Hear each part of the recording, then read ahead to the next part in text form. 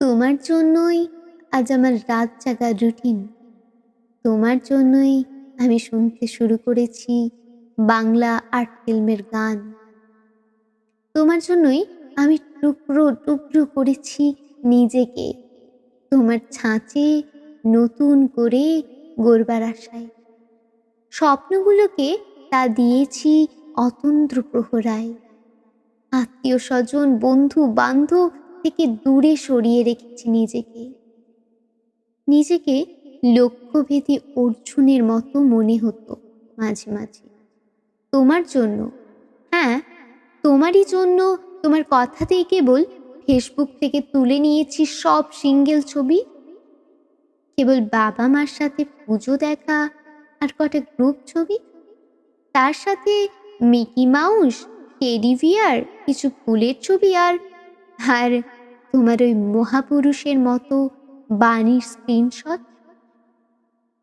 এসবই ঝুলছে ফটো ফাইলে।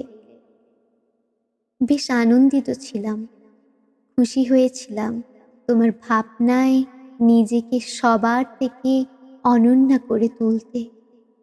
বিশ্বাস করেছিলাম যে ফেসবুক, ছু, রাত জেগে, বয়স 25 পেরিয়েছে, হা হা হা।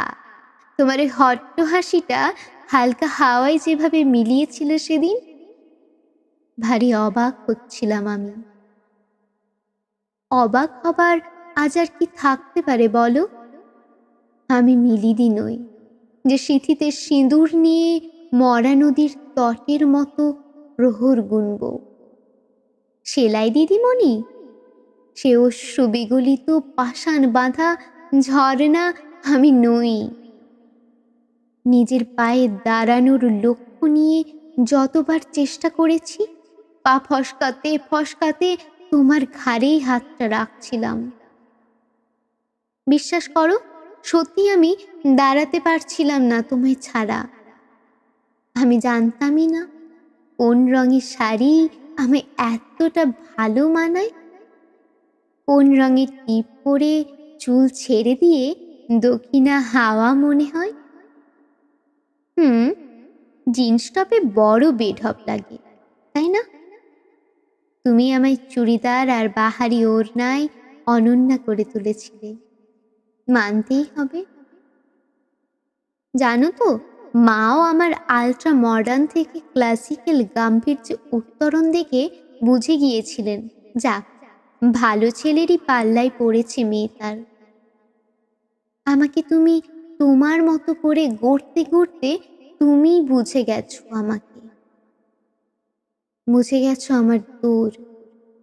বুকে পাথর বেঁধে দগদগে ঘায়ে সারা রাত চোখের জলের নুন মেখে নিজেকে জ্বালাতে জ্বালাতে তবুও অভিশাপ দিতে পারিনি তোমায়। আমার মধ্যে আগুন আছে, আগুন। আজকে বুঝেছি, ঠিকই বলেছিলে। ভেতরের আগুন থেকে উত্তাপটুকু নিয়েছিলে তুমি। জ্বলে পুড়ে খাক হয়ে আমি আজ মরা উনুন হয়ে বসে আছি। জানি ভদ্র সমাজ পরিবার সেখানে নতুন করে জ্বালাবে আগুন, সানাই বেনারসি, হাজারো লোকের উত্তাপ নেবে তার। কাকে বোঝায়, কে বুঝবে বলো? এক বুক আগুন নিয়ে উনুন কিভাবে নিজেকে পোড়াতে পোড়াতে ভেতরে শয়ে শয়ে মরুভূমি হতে থাকে। ভালো থেকো। এত বড় চাকরি তোমার, অবকাশ কোথায় আর? আর তোমার বিয়ে করা নতুন নববধূ স্ত্রী শ্রীতমাকে নিয়ে সুখে থেকো। একটা কথা ভাবলে অবাক লাগে, চাকরিটা পাইনি বলেই কি আমি দক্ষিণা হাওয়া থেকে দুর্গন্ধে পরিণত হলাম? তোমাকে অনলাইন দেখি, বুঝি তো, সব বুঝি। সময় দিয়েছ ঠিকই, কিন্তু আমি যে টিচার হব, কি করব? এতদিন অপেক্ষা করেও নানা কেশ কামারি রাজনীতিতে আমার পথটাই লম্বা হয়ে গেল শুধু। অনেক পড়েছি, অনেক ভাবে, ভালো প্রস্তুতি আমার, বিশ্বাস করো। যদি ভালোই ভালোই সবটুকু হয়, আমি চাকরিটা পাচ্ছি। জীবনে সত্যিই দাঁড়াবো আমি, দেখে নিও।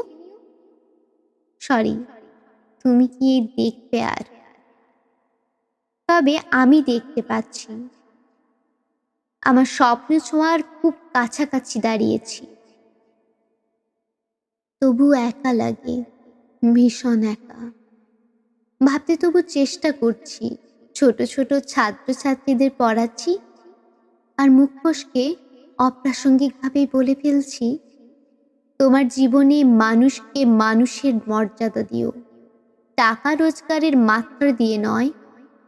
আর মেয়েরা, নিজের পায়ে না দাঁড়ালে এই সমাজে উচ্ছিষ্টের মতো অস্তিত্ব নিয়ে থাকতে হবে তোমাদের। তাই দাঁতে দাঁত চেপে বলো, আমিও পারি, আমিও পারবো, আমিও পারবই পারবো। থাক, ছাড়ো, এত ভাবা ঠিক নয়। কাল রিটেন এক্সাম, ঘুমোতে হবে। রাত জাগা রুটিনটা আর বদলাতে পারলাম না গো।